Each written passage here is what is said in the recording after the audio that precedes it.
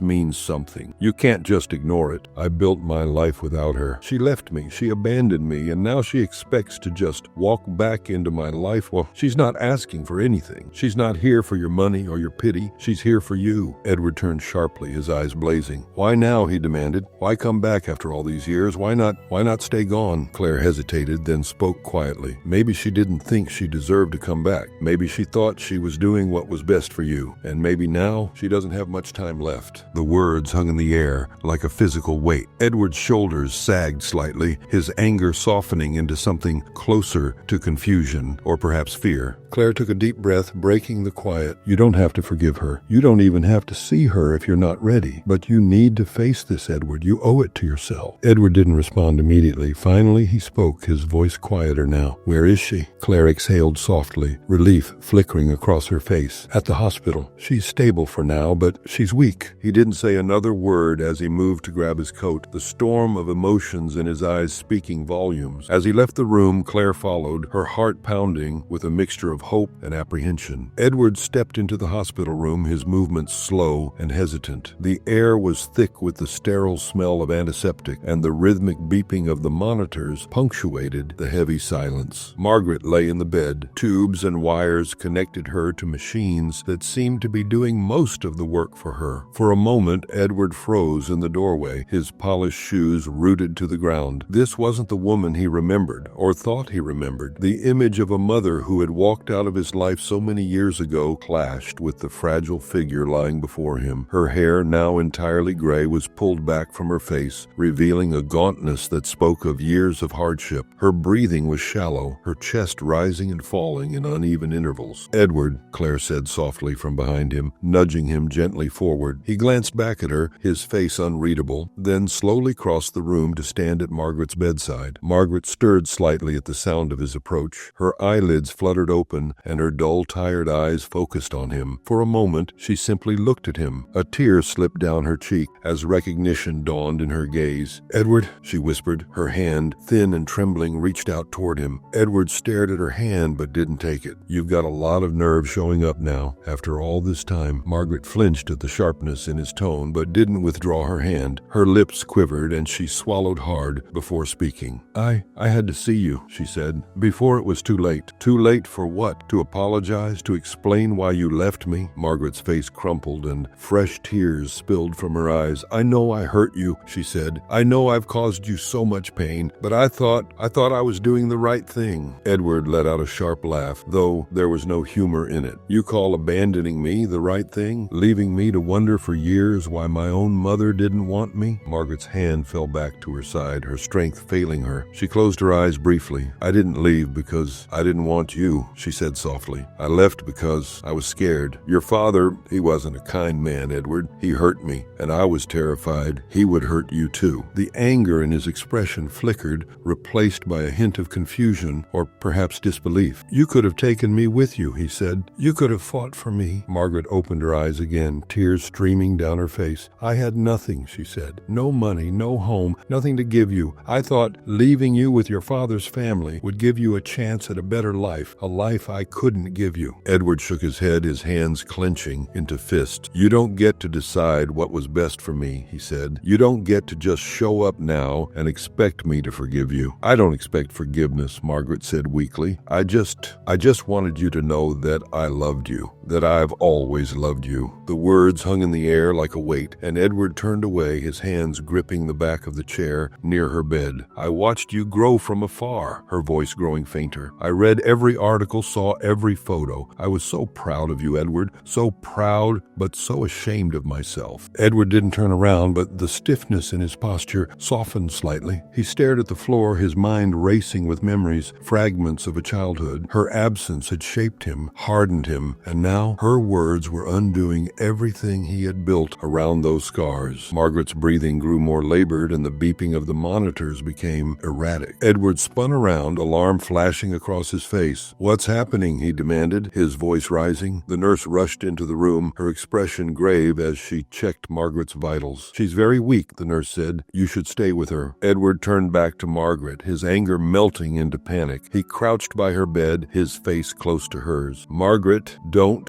give up now. Not yet." Margaret's eyes fluttered open, and she managed a faint smile. "I'm sorry," she whispered, "for everything." "Stop," Edward said, his voice cracking. "You don't get to leave again, not like this." Margaret's hand found his, her grip weak but steady. "I'm so proud of you," she said, her voice barely audible. "You've become everything I dreamed you'd be." Edward's vision blurred with tears he hadn't realized were falling. "Why didn't you come sooner?" he asked, his voice breaking. "Why wait until now?" Margaret's eyes closed, her breathing shallow. "I didn't think I deserved to see you," she murmured, "but I couldn't leave this world without letting you know how much you mattered to me." The beeping of the monitors slowed, and Margaret's grip on his hand slackened. Edward shook his head, his voice desperate. No, stay with me," he said, his words catching in his throat. "Please." But Margaret didn't respond. Her chest rose one final time, and then the monitors flatlined. The room fell into silence, broken only by the muffled sob that escaped Edward's lips. Edward sat by Margaret's bedside long after the nurses had left the room. He stared at her lifeless face, his mind replaying their conversation over and over. Regret twisted in his chest, heavier than anything he had ever carried. The woman who had shaped so much of his life through her absence was gone, and with her went the chance for the reconciliation he hadn't known he needed. He held the photograph in his trembling hands, tears falling onto its worn edges. It was proof of a love he had doubted, a love that had endured despite the years and distance between them. Edward left the hospital that night a changed man. The grief he carried wasn't just for his mother, it was for the years they had lost, for the words left unsaid, and for the moments they could never get back. Margaret's death left Edward reeling. For days after her passing, he was haunted by the memories she had shared, the sacrifices she had made, and the love she had carried for him despite the years of separation. At first, the pain hardened him further, his guilt manifesting in anger at himself, at her, at the world that had taken her away just as he had begun to understand her. But slowly, the anger gave way to reflection. He began to see her story not as an excuse, but as a testament to her strength, a woman who had endured unimaginable hardship to protect the boy she loved. Driven by a need to honor her memory, Edward poured his energy into creating the Margaret Hale Foundation, an organization dedicated to supporting single mothers mothers and struggling families. He spoke openly at the foundation's launch, something he had never done before, sharing his mother's story with an honesty that left the audience moved to tears. "My mother taught me, even in her absence, that love doesn't always follow the paths we expect," he said. "This foundation is for the mothers like her who sacrifice everything for their children but are too often forgotten."